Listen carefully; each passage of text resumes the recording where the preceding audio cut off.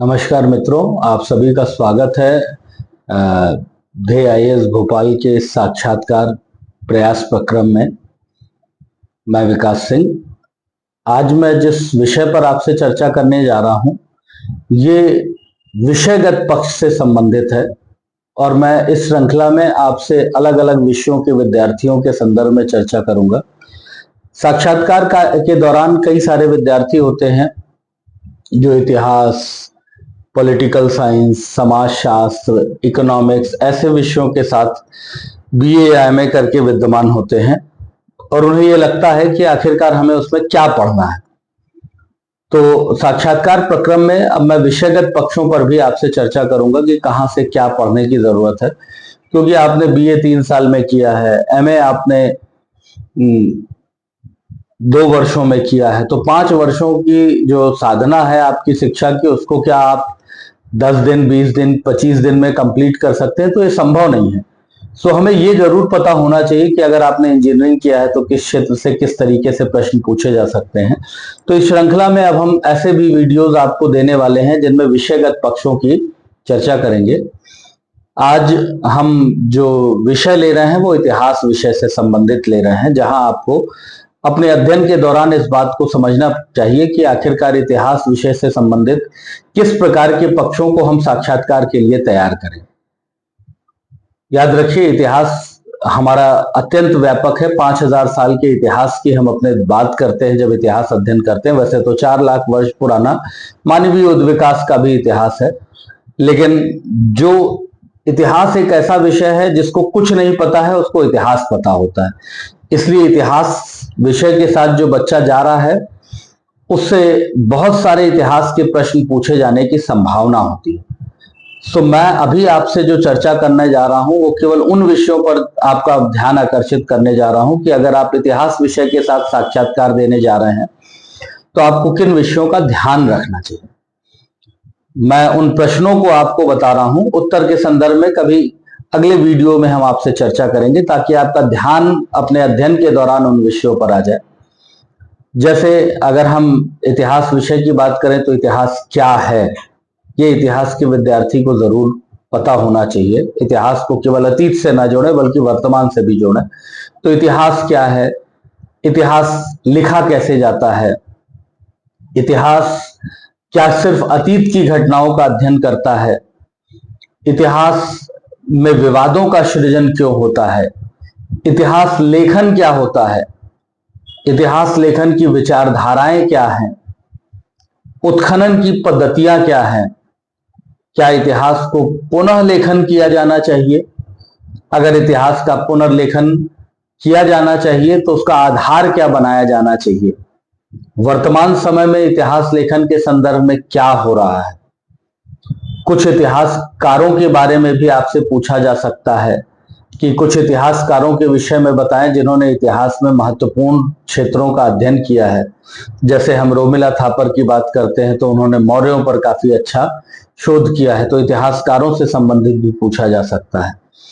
इतिहास के व्यवहारिक पक्ष आपसे ज्यादा पूछे जा सकते हैं, जैसे क्या इतिहास अपने आप को दोहराता है, अगर दोहराता है तो किस रूप में दोहराता है। कथन कई बार इससे संबंधित पूछे जाते हैं। अगर आपको इतिहास में वापस जाने का या इतिहास में जाने का अवसर दिया जाए तो किन क्षेत्रों में आप जाना पसंद करेंगे। इतिहास का प्रिय नायक आपका कौन है, इसको लेकर के बड़ी सारी चुनौतियां बच्चे महसूस करते हैं कि प्रिय नायक कौन हो सकता है। इतिहास से आपने क्या सीखा, इतिहास आपको प्रशासन में किस प्रकार का योगदान प्रदान करेगा, इतिहास का अध्ययन क्यों करना चाहिए, ऐसे प्रश्न हैं। इतिहास की कुछ युगांतरकारी घटनाओं को बताइए जिन्होंने युग परिवर्तन में अपना योगदान दिया है। याद रखिएगा, इतिहास में सांस्कृतिक परिदृश्य भी समावेशित होते हैं और इतिहास में आक्रांताओं का प्रक्रम भी विद्यमान है, तो वो विवादों की तरफ भी जाते हैं कि सिकंदर का आक्रमण क्यों महत्वपूर्ण था, सिकंदर ने पोरस को हराया था या सिकंदर हार करके भारत से गया था। ऐसी भी धारणा से प्रश्न पूछे जाते हैं। उसके बाद विदेशी जो आक्रांता का स्वरूप है वहां पर औपनिवेशिक शासन सत्ता से संबंधित पूछा जाता है। मराठों से संबंधित बड़े सारे प्रश्न पूछे जाते हैं।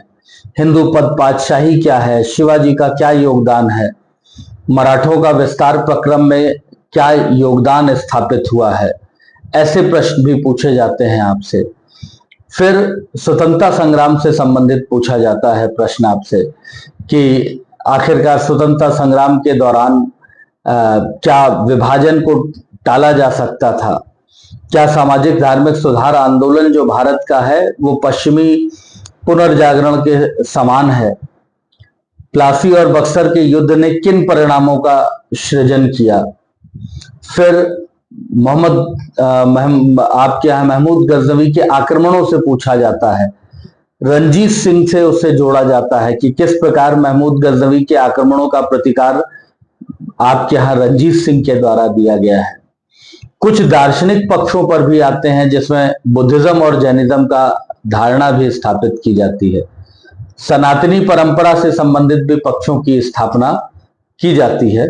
तो अगर आप ऐसे पक्षों में अगर इतिहास पर ध्यान दे रहे हैं तो वह आपके लिए काफी सहायक हो सकता है जब आप अध्ययन कर रहे हैं। उसके बाद आपके यहाँ क्या नए नायकों को भी इतिहास में समायोजित किया जाना चाहिए, ऐसे कुछ नायक बताइए जिनको आप जोड़ने के पक्ष में हैं। वीडी सावरकर पर प्रश्न पूछे जाते हैं, वीडी सावरकर की आलोचनाएं पूछी जाती हैं, क्या आलोचना उचित है या अनुचित है। तो ऐसी जगहों पर आपके थॉट प्रोसेस बहुत स्पष्ट होने चाहिए इतिहास के प्रक्रम में।